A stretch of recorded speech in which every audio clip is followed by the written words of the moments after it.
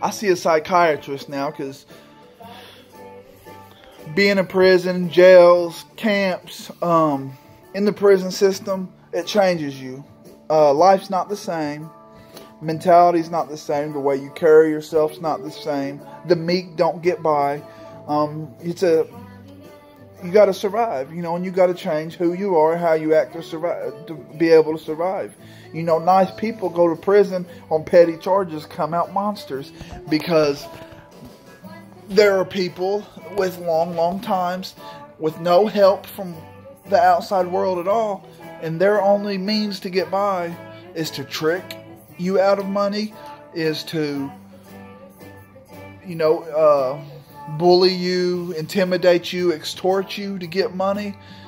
And they'll do whatever they have to do. They're doing life. They're doing years. They have nothing to lose. And you come in with a few years, another inmate. It's getting all kinds of money on his books because he's got a family that loves him. They see that. They want that. And even, it's the way of life in there is so much different. A look out here, a passing look going down the street might not mean something to you walking down the street out here. But inside a prison, a look means everything. The way you reach for food, the way you walk, the way you talk, who you associate with. Every little thing inside the walls matters. Every little thing can define you, define your existence, of how it's going to be an easy time in that prison or jail or that facility. And it can also make things hard for you. One slip up. So anybody that's doing any bit of time, they learn how to adapt. Because as people, we adapt to things for the most part. So I went in prison funny, happy-go-lucky, really meek, quiet, just like to have a good time.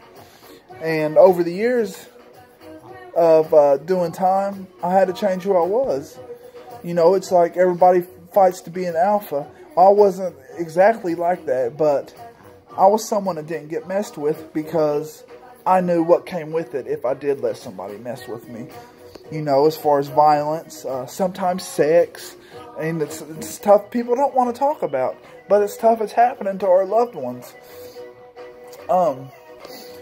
I can't let somebody borrow something from me and not pay me back, because then everybody will think of me as weak. So I have to brutally hurt somebody. I have to fight somebody just over a 35-cent noodle, so I don't have a hard time the rest of my sentence.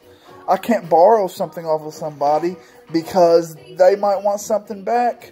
And if I'm not able to pay that back at that time, I'll owe them something totally different as far as sexual favors or favors at all. And not everybody's like that, but sometimes it is. And these are things you have to be prepared for, and they change you.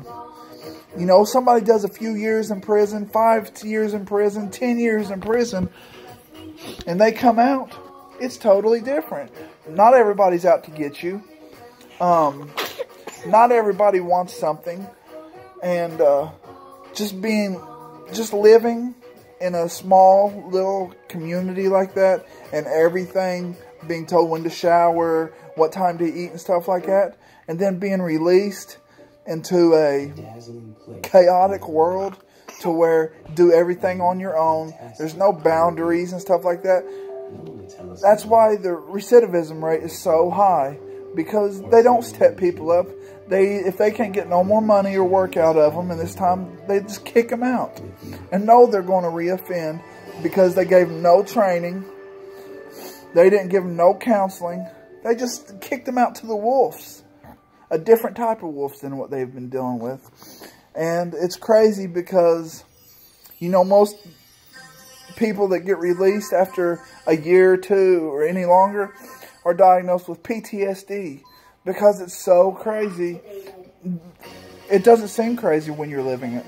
But once you're released, looking back, like how crazy it is and how afraid you are for months, I lived in the basement, and I'd open the door and be afraid and have anxiety attacks if I tried to leave.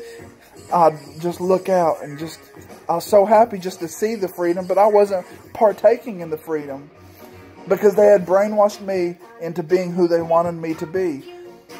And inside the prison system, that's how it works. They acknowledge, they know the shot callers. They know that some people are tougher, the alphas, and they are regulating everything.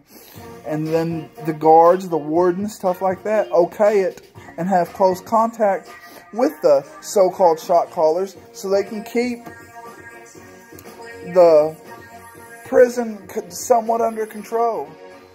And it's just, it can be detrimental to some people.